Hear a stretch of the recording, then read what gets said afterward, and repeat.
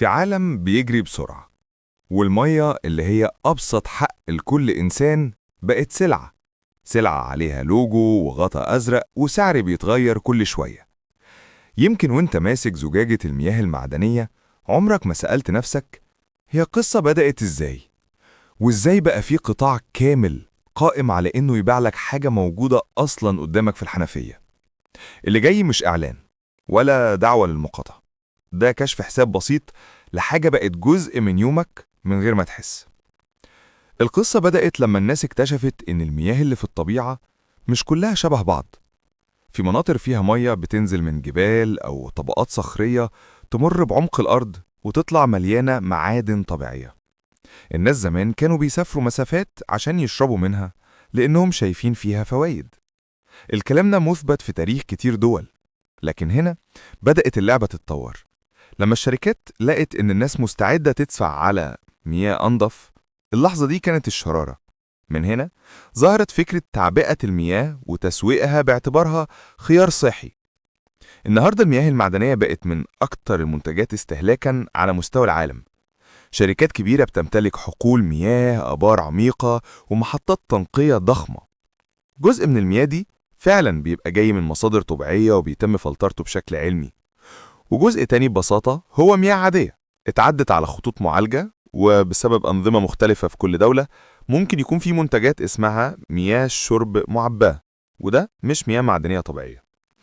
وده فرق مهم لأنك ساعات بتشتري نفس المياه اللي في الحنفية لكن في زجاجة. الناس بقت تثق في الزجاجة أكتر من الحنفية، مش لأن الزجاجة دايما أحسن، لكن لأن الصورة اللي اتبعت لهم أحسن. غطا أزرق، جبال مرسومة، كلمة طبيعية، ودي مفردات قوية في التسويق. والأقوى إن المستهلك اتبرمج إنه يحس بالأمان مع الزجاجة. مفيش أي جهة تقدر تأكد مين بدأ الاتجاه ده، لكن المؤكد إن الإعلام والإعلانات لعبوا دور كبير. لكن كل قصة ليها جانب مش لطيف.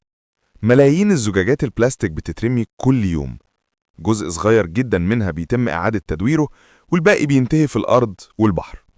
وده مش كلام عاطفي، ده واقع مؤكد عالميا. المشكلة إن الناس مش شايفة ده وهي بتمسك الزجاجة، لأنها شايفة راحة. الراحة ليها تكلفة، وكوكب كامل بيدفعها. وبرغم كل المشاكل، المياه المعدنية ليها دور مهم. في مناطق فيها شبكات مياه ضعيفة أو ملوثة، الزجاجة حرفياً بتبقى طوق نجاة. في أزمات، كوارث، أو أماكن ما فيهاش بنية تحتية قوية، الزجاجات هي أسرع وسيلة لتوفير مياه صالحة للشرب. الشركات هنا بتاخد دورها الحقيقي، وده شيء يمكن تأكيده. السؤال الحقيقي: هل الناس محتاجة تشرب مياه معدنية طول الوقت؟ الإجابة بتختلف حسب الدولة وجودة الشبكة. في دول مياه الصنبور فيها آمنة تماماً، وفي دول الوضع مختلف، ومحدش يقدر يعمم. وعلشان كده فكرة الزجاجة ضرورة مش حقيقة مطلقة، لكن الزجاجة عملية، حقيقة يقدر أي حد يلاحظها. وفي وسط كل الكلام، الحقيقة اللي محدش يقدر ينكرها إن المياه المعدنية مش مجرد منتج، دي صناعة بتتحرك فيها مليارات وعلامات تجارية ومنافسة شرسة على كل رف سوبر ماركت. والعميل هو أنت، اللي بتقرر كل يوم تختار إيه من غير ما تفكر هي رحلة الزجاجة وصلت لك إزاي. وفي النهاية الموضوع مش إن المياه المعدنية كويسة أو وحشة. الموضوع إنك تفهم إن اللي في إيدك مش بس مية، ده منتج اتعمل واتسوق واتصرف عليه عشان توصل له. تفهم إن في بدايل، وإن التوازن هو الأهم. تشرب مياه معدنية؟ تمام.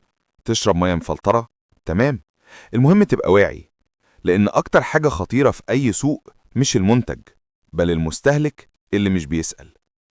ولو في وقت، اسأل نفسك: إمتى آخر مرة شربت مية من غير ما تحس؟ يمكن الإجابة تفتح موضوع أكبر من مجرد زجاجة.